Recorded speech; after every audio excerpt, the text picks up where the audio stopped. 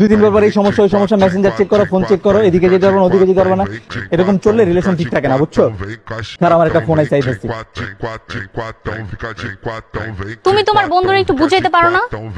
আমার বন্ধুরা আমি বুঝামু? সব দোষ তো তোমারই। আমার বন্ধুরা আমি কি বুঝামু? তোমার লগে প্রেম করণের পরেতে আমার বন্ধুটার এই অবস্থা।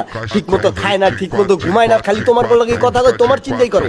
আমার লগে বই আগে কত সুন্দর আড্ডা দিত, কত সুন্দর পার্টি করতাম, এখন আমার লগে বইব তোমার লগে কথা কয়। কোন জায়গায় যেতে কই না মামা যাবো না, রিমি রাগ করবো। এরকম ধরনের কথা ভাই। তোমার লগে প্রেম করণের পরেতে আমার বন্ধুটার এরকম বাঘের মতো পোলাটারে শাকের মতো বানালাইছো তুমি। ও আচ্ছা, আমার বান্দিও তোমার নাম্বার চাইছিল। এই শোনো, এখন থেকে আমি ডিসিশন নিছি, তোমার সাথে কোনো রিলেশন রাখবো না, তোমার সাথে ব্রেকআপ।